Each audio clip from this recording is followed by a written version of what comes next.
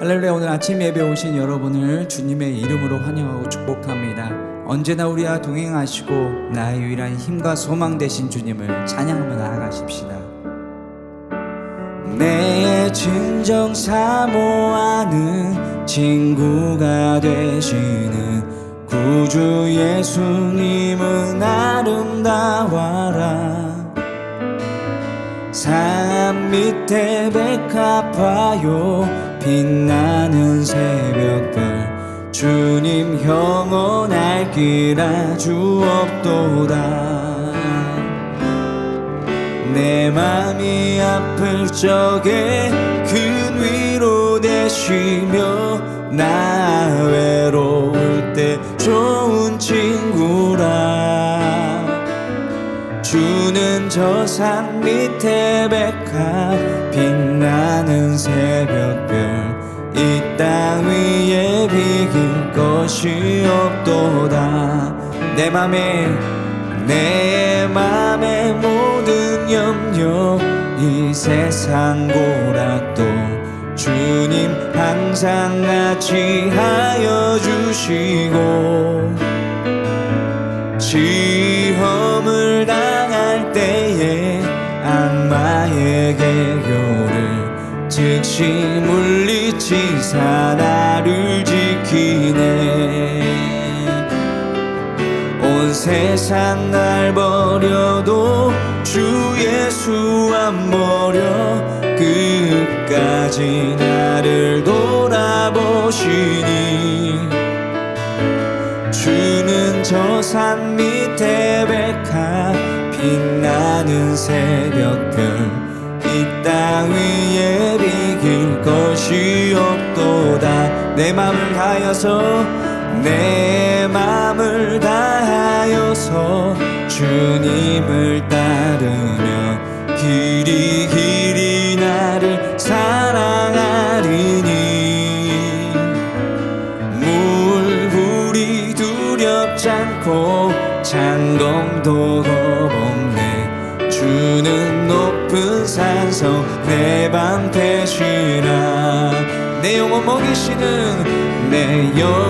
먹이시는 그 은혜 눈이고 나 친히 주를 뵙기 원하네.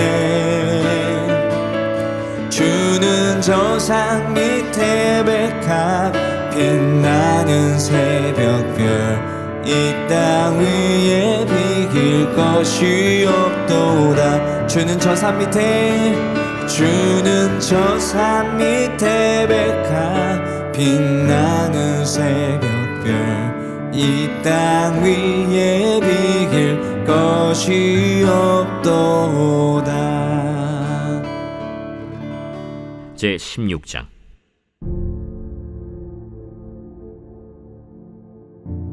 하나님의 궤를 메고 들어가서 다윗이 그것을 위하여 친 장막 가운데에 두고 번제와 화목제를 하나님께 드리니라. 다윗이 번제와 화목제 드리기를 마치고 여호와의 이름으로 백성에게 축복하고 이스라엘 무리 중 남녀를 막론하고 각 사람에게 떡 한 덩이와 야자 열매로 만든 과자와 건포도로 만든 과자 하나씩을 나누어 주었더라. 또 레위 사람을 세워 여호와의 궤 앞에서 섬기며 이스라엘 하나님 여호와를 칭송하고 감사하며 찬양하게 하였으니 아삽은 우두머리요 그 다음은 스가랴와 여이엘과 스미라못과 여히엘과 마띠디아와 엘리압과 브나야와 오벳에돔과 여이엘이라. 비파와 수금을 타고 아삽은 재금을 힘있게 치고 제사장 브나야와 야하시엘은 항상 하나님의 언약궤 앞에서 나팔을 부니라.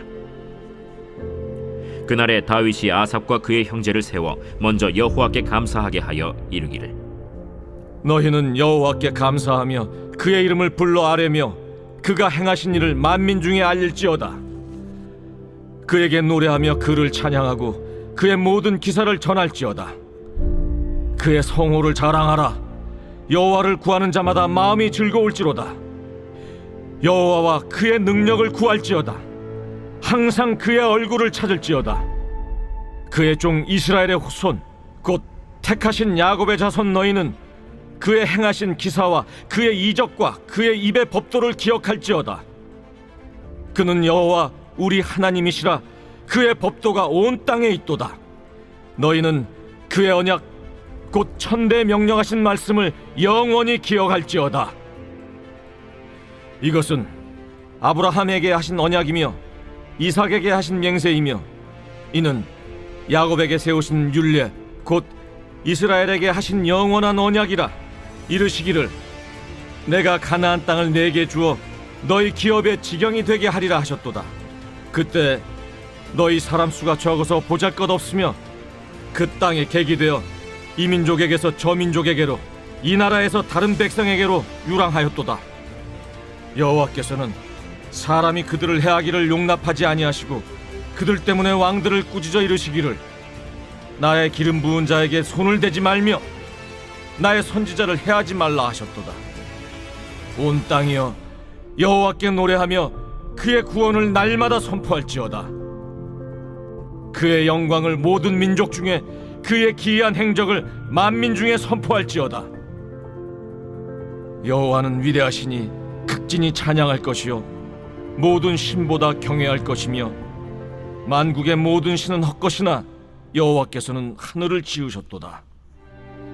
존귀와 위엄이 그의 앞에 있으며 능력과 즐거움이 그의 처소에 있도다.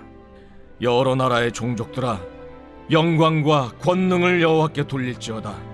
여호와께 돌릴지어다. 여호와의 이름에 합당한 영광을 그에게 돌릴지어다. 제물을 들고 그 앞에 들어갈지어다. 아름답고 거룩한 것으로 여호와께 경배할지어다. 온 땅이여 그 앞에서 떨지어다. 세계가 굳게 서고 흔들리지 아니하는도다. 하늘은 기뻐하고 땅은 즐거워하며 모든 나라 중에서는 이르기를 여호와께서 통치하신다 할지로다. 바다와 거기 충만한 것이 외치며 밭과 그 가운데 모든 것은 즐거워할지로다. 그리할 때 숲속의 나무들이 여호와 앞에서 즐거이 노래하리니 주께서 땅을 심판하러 오실 것이미로다. 여호와께 감사하라. 그는 선하시며 그의 인자하심이 영원함이로다. 너희는 이르기를 우리 구원의 하나님이여 우리를 구원하여 만국 가운데서 건져내시고 모으사 우리로 주의 거룩한 이름을 감사하며 주의 영광을 드높이게 하소서 할지어다. 여호와 이스라엘의 하나님을 영원부터 영원까지 송축할지로다. 하매 모든 백성이 아멘 하고 여호와를 찬양하였더라. 다윗이 아삽과 그의 형제를 여호와의 언약궤 앞에 있게 하며 항상 그 궤 앞에서 섬기게 하되 날마다 그 일대로 하게 하였고 오베데돔과 그의 형제 68명과 여두둔의 아들 오베데돔과 호사를 문지기로 삼았고 제사장 사독과 그의 형제 제사장들에게 기브온 산당에서 여호와의 성막 앞에 모시게 하여 항상 아침 저녁으로 번제단 위에 여호와께 번제를 드리되 여호와의 율법에 기록하여 이스라엘에게 명령하신 대로 다 준행하게 하였고 또 여호와의 인자하심이 영원하심으로 그들과 함께 헤만과 여두둔과 그리고 택함을 받아 지명된 나머지 사람을 세워 감사하게 하였고 또 그들과 함께 헤만과 여두둔을 세워 나팔과 제금들과 하나님을 찬송하는 악기로 소리를 크게 내게 하였고 또 여두둔의 아들에게 문을 지키게 하였더라. 이에 뭇 백성은 각각 그 집으로 돌아가고 다윗도 자기 집을 위하여 축복하려고 돌아갔더라. 사랑하는 라이프처치 성도 여러분, 오늘은 역대상 16장을 통해서 하나님의 음성을 듣고자 합니다. 이제 법궤가 들어왔잖아요. 들어오니까 가장 먼저 다윗은 하나님 앞에 예배를 올려드립니다. 1절에 보니까 번제와 화목제를 하나님께 드리니라. 그러면서 백성들과 함께 하나님 앞에 온전한 예배를 올려드리고 찬양을 올려드립니다. 그러면서 12절, 13절 우리가 오늘 여기를 좀 주목하고 싶은데요. 이렇게 돼 있죠. 그의 종 이스라엘 후손 곧 택하신 야곱의 자손 너희는 백성들에게 얘기하는 거죠. 그의 행하신 기사와 그의 이적과 그의 입의 법도를 기억할지어다. 예배는 뭐냐? 우리가 하나님 앞에 예배를 드리는데요. 뭐라 그럽니까? 그 하나님을 다시 기억하는 거예요. 우리는 자꾸 잊어버리거든요. 잊어버려요. 그리고 그게 무뎌지기도 합니다. 그래서 예배를 통해서 계속해서 되새기고 흐릿해진 기억을 조금 더 선명하게, 무뎌진 말씀을 날카롭게 우리 내면에 자꾸 되새기는 거예요. 해설 위에서 두 번째 줄 보겠습니다. 예배는 단순한 감정 표현이 아닙니다. 예배는 하나님을 다시 떠올리고 그분이 어떤 분이셨는지를 기억 속에 다시 새기는 의도적인 시간입니다. 다윗은 너무 기뻐서 막 기쁨의 감정에 하나님을 예배하고 찬양했지만 그것으로 끝나지 않았다는 거예요.